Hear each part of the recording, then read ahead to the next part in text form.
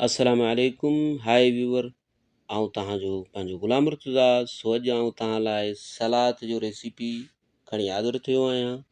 हीअ सलाद जो नालो आहे बिनहाना सलाद। हीअ जापानी सलाद आहे। सो अचो त हिन खे ठाहियूं था। मूं कुझु अधु लेटूस वरितो। तव्हां हिन खे जेको आहे चई था सघो सलाद पतो ईअं। ऐं पोइ असीं ऐड कंदासूं कैबेज, रेड कैबेज, ॻाढ़ो बंद गोभी असीं ऐड कंदासूं। हीअ तक़रीबन लॻभॻि 150 ग्राम आहे। ऐं 2 हिन में असीं ऐड कंदासूं खीरा, कुकुम्बर, 2 कुकुम्बर ऐड कंदासूं। ऐं हिकिड़ो कैरोट्स, गजर असीं ऐड कंदासूं। तव्हांखे हिन नमूने जेको आहे कटणो आहे। सो बिल्कुलु तव्हांखे इंशाअल्लाह सलाद असांजो रेस्टोरेंट स्टाइल में मिलंदो। ऐं उनजो जेको आहे बिनहाने जिंजर सलाद जी जेकी आहे ड्रेसिंग सेम रेस्टोरेंट स्टाइल में मिलंदो। सो हीअं तव्हांखे कैरोट्स कटणा आहिनि। ऐं असीं 7 टमेटो चेरी ऐड कंदासूं। If U don't have available तव्हां हू आम टमेटो बि ऐड करे था सघोसि। ऐं ही 3 मूं रेडिश वरिता आहिनि। हिन खे सिंधीअ में शायदि गोगड़ू चवंदा आहिनि। सो जेकॾहिं को नाले में मिसिंग थी वञे तो आई एम सॉरी। तव्हां रेडिश ऐड करे था सघोसि। ऐं हाणे अचो त जेको आहे ड्रेसिंग ठाहियूं था। 3 टेबल स्पून असीं वाइट ओनियन ऐं 2.5 जेको आहे 3 टेबल स्पून सेम असीं ऐड कंदासूं जिंजर, अदरक। ऐं 4 टेबल स्पून असीं ऐड कंदासूं ओलिव ऑयल, ज़ैतून जो तेल। तव्हां को बि ऑयल यूज़ करे था सघो।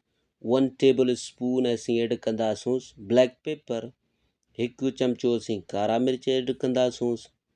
सो हाणे असीं 2 टेबल स्पून ऐड कंदासूं विनीगर।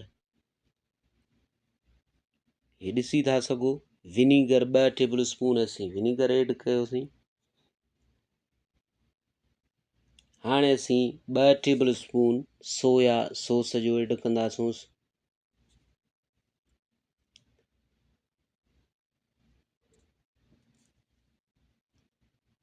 हाणे असीं ऐड कंदासूं खंडु 1.5 खां 1 चमचो तव्हां ऐड कयोसि खंड जो। ऐं 2 टेबल स्पून असीं ऐड कंदासूं केचप।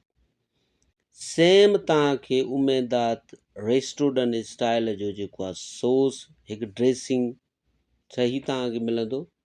ऐं 2 टेबल स्पून या तव्हां ईअं सम्झो अधु लेमन जूस ऐड कंदासूं। सो आई होप तव्हांखे असांजो रेसिपी पसंदि ईंदो।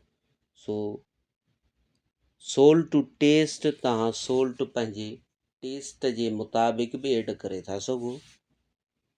सो ऐं जेको आहे 2 टेबल स्पून असीं ऐड कंदासूं पाणीअ जा वाटर। सो अचो त हिन खे मिक्स करे था अचूं। असांजो ड्रेसिंग सॉस त रेडी थी चुको। हाणे हीअं तव्हांखे स्पून जे ज़रिए ऐड करिणो आहे जेको सॉस असां ठाहे चुका आहियूं। ऐं सॉस इहो ऐड करण खां पोइ जेको असीं carrots, cherry and red cabbage असीं ईअं मथे ऐड कंदासूं। सो बहितरीनु असांजो अल्हम्दुलिल्लाह salad is ready. So I hope तव्हां बि ज़रूरु ट्राए कंदो। इंशाअल्लाह कंहिं नेक्स्ट वीडियो में तव्हां सां असीं ज़रूरु मिलंदासूं। तेसिताईं अल्लाह हाफ़िज़।